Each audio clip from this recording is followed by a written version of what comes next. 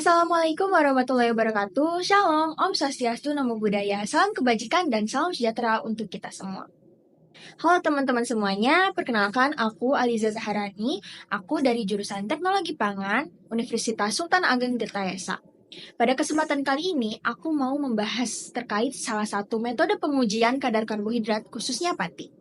Tapi sebelum itu, teman-teman tahu nggak karbohidrat dan pati itu apa? Nah, jadi sebelum aku jelasin metode pengujian kadar pati ini, aku mau jelasin sedikit tentang karbohidrat dan pati. Jadi, karbohidrat itu adalah salah satu nutrisi penting yang diperlukan oleh tubuh manusia untuk memproduksi energi. Karbohidrat ini memiliki peran dalam kehidupan manusia sebagai penyedia asupan energi sekitar 40-75% dari makanan. Karbohidrat berfungsi sebagai cadangan energi dalam bentuk glikon dan sumber serat yang penting bagi tubuh manusia. Nah, jadi karbohidrat ini merupakan senyawa yang menghasilkan sumber energi sebesar 4 kilokalori per gramnya. Sumber karbohidrat ini bisa kita temukan di dalam bahan pangan seperti serealia, biji-bijian, umbi-umbian, buah-buahan, sayur-sayuran, dan juga produk susu. Jadi, karbohidrat itu terdiri dari unsur karbon, unsur hidrogen, dan juga oksigen. Nah, rumus molekul karbohidrat adalah CX-H2OY. Karbohidrat ini dapat diklasifikasikan menjadi monosakarida, disakarida, dan juga polisakarida. Nah, monosakarida itu merupakan salah satu jenis karbohidrat yang tidak dapat lagi dihidrolisis. Jadi, monosakarida ini bagian yang paling sederhana. Nah, karbohidrat dari kelompok monosakarida contohnya yaitu glukosa, sukrosa, dan juga fruktosa yang biasanya berperan sebagai pemanis dan sumber energi. Nah, hasil kondensasi dari dua monosakarida itu disebutnya dengan disakarida.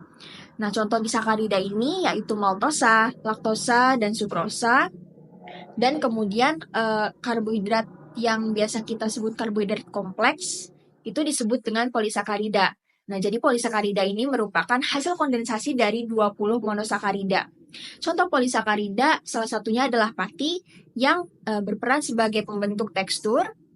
Contohnya adalah pengental, penstabil, dan juga pembentuk gel.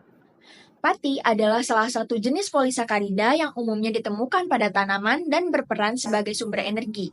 Pati juga merupakan jenis karbohidrat berupa polimer glukosa yang terdiri dari amilosa dan juga amilopektin yang terkandung dalam granula pada organ tanaman. Pati juga dapat diperoleh dari berbagai komoditas seperti umbi-umbian, kacang-kacangan, biji-bijian, serta beberapa jenis buah.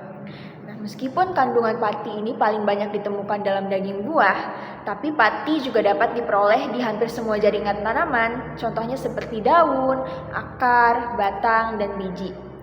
Nah, secara umum pati ini terkandung dalam tanaman sekitar 60-75% dari berat totalnya.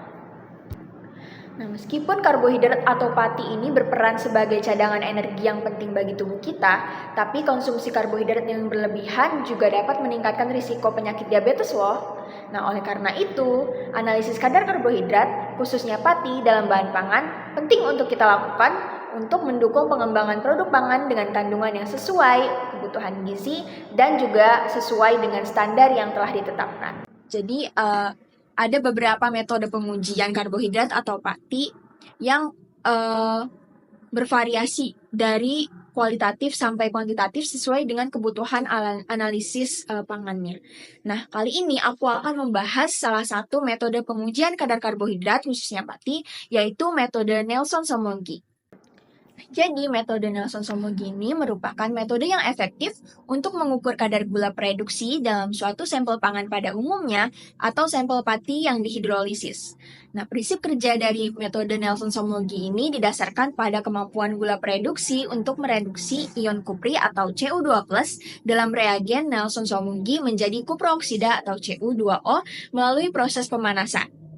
Kuprooksida yang terbentuk ini kemudian direaksikan dengan reagen arsenomolibdat yang berfungsi melarutkan endapan tersebut dan membentuk kompleks molibdenum berwarna biru.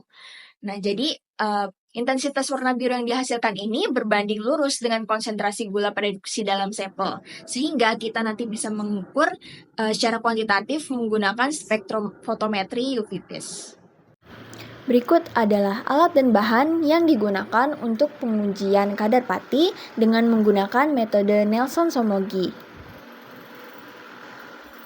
Pada tahap pengujian kadar pati menggunakan metode Nelson-Somogyi, langkah awal yang dilakukan yaitu pembuatan larutan glukosa standar yang kemudian dimasukkan ke dalam tabung reaksi dengan beberapa variasi konsentrasi yang berbeda, lalu ditambahkan aquades. Selanjutnya, penimbangan sampel yang kemudian sampel ini dimasukkan ke dalam labu takar, kemudian ditambahkan aquades hingga mencapai batas maksimal atau tanda tera. Kemudian larutan sampel disaring dengan menggunakan kertas saring, lalu dilakukan pengenceran larutan, dan kemudian dihomogenkan dengan vortex. Nah, kemudian dilanjutkan dengan pengambilan sampel uji masing-masing 1 mili, lalu ditambahkan reagen Nelson sebanyak 1 mili pada larutan glukosa standar dan juga sampel, kemudian dilakukan pemanasan dalam air mendidih dengan waktu selama 20 menit. Selanjutnya, ion kuprioksida dari reagen Nelson tereduksi oleh gula reduksi menjadi ion kuprooksida dan kemudian dilakukan pendinginan hingga suhu 25 derajat Celcius. Kemudian ditambahkan 1 mili reagen arsenomolibdat, lalu ditambahkan aquades sebanyak 7 mili pada semua tabung, kemudian dihomogenkan. Penambahan arsenomolibdat ini akan menghasilkan warna biru yang kemudian akan diukur pada spektrofotometri dengan panjang serapan cahaya di daerah UV pada 200 sampai 400 nanometer serta daerah sinar tampak 400 sampai 700 nanometer. Reaksi pembentukan senyawa kompleks glukosa dengan arsenomolibdat yang dimulai dari proses oksidasi glukosa menggunakan reagen Nelson, yaitu larutan ion Cu2+ dalam suasana basah. Dalam reaksi ini, glukosa yang memiliki gugus aldehid akan mengalami oksidasi menjadi asam glukonat, sementara ion Cu2+ direduksi menjadi Cu2O yang mengendap sebagai padatan berwarna merah bata. Endapan Cu2O ini kemudian berperan dalam reaksi selanjutnya, yaitu reduksi kompleks arsenomolibdat. Kompleks arsenomolibdat terbentuk melalui beberapa tahap reaksi, dimulai dari pengasaman amonium molibdat dengan asam sulfat yang bereaksi dengan ion arsenat, membentuk kompleks AsMO12O4. Selanjutnya, kompleks ini direduksi oleh Cu2O yang dihasilkan dari reaksi awal dengan glukosa, menghasilkan senyawa kompleks yang lebih tereduksi, yaitu AsO4, 5+, MO8, 6+, FO44. Disertai pelepasan ion Cu2+, kemudian reaksi tersebut akan membentuk senyawa molybdin blue yang memiliki warna biru dan kemudian diukur dengan spektrofotometri UV vis pada serapan cahaya di daerah UV 200 sampai 400 nanometer serta daerah sinar tampak 400 sampai 700 nanometer. Jadi, dalam metode Nelson-Somogyi ini, reagen Nelson digunakan untuk mereduksi ion kupri atau Cu2+ menjadi kuprooksida atau Cu2O melalui reaksi reduksi. Reagen ini mengandung kalium natrium tartrat atau KNA tartrat yang berfungsi menstabilkan ion logam agar tidak langsung membentuk endapan, sehingga reaksi ini berlangsung lebih efisien.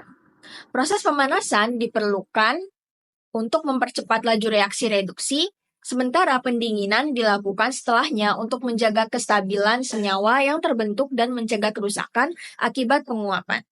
Setelah reaksi reduksi ini selesai, kemudian ditambahkan reagen arsenomolibdat yang akan bereaksi dengan Cu2O, membentuk senyawa kompleks molibdenum yang berwarna biru kehijauan. Nah, intensitas warna kompleks ini yang kemudian akan diukur menggunakan spektrofotometri UV vis pada panjang gelombang tertentu, sehingga memungkinkan penentuan kadar gula preduksi secara kuantitatif dan akurat. Nah, kemudian ada beberapa keunggulan dan kelemahan dari metode pengujian Nelson-Somogyi, di mana keunggulan dari metode ini adalah dapat mengukur gula preduksi dalam sampel dengan sensitivitas yang tinggi. Kemudian metode ini juga lebih tepat dan lebih spesifik. Kemudian warna biru yang terbentuk relatif stabil sehingga bisa memudahkan pengukuran absorbansi melalui spektrofotometri UV vis. Namun metode ini juga memiliki kelemahan, yaitu perlakuan analisis yang lebih rumit dan membutuhkan waktu yang lama. Kemudian juga metode ini rentan terhadap gangguan dari senyawa lain, serta kurang cocok digunakan untuk sampel yang memiliki warna pekat. Gimana nih teman-teman? Udah jelas belum materi yang tadi aku jelaskan terkait karbohidrat atau pati yang diuji dengan menggunakan metode Nelson-Somogyi? Cukup menarik kan? Nah, jadi di metode Nelson-Somogyi itu ada beberapa reaksi yang terjadi dan juga ada beberapa reagen yang digunakan yang kemudian bisa menghasilkan kompleks warna biru dan kemudian diukur pada alat spektrofotometri UV-Vis. Nah, semoga ilmu yang tadi aku jelaskan itu bisa bermanfaat bagi teman-teman semuanya. Apabila ada kekurangan ataupun kesalahan, mohon maaf. Dan terima kasih sudah menyimak videonya. Wassalamualaikum warahmatullahi wabarakatuh. Terima kasih teman-teman.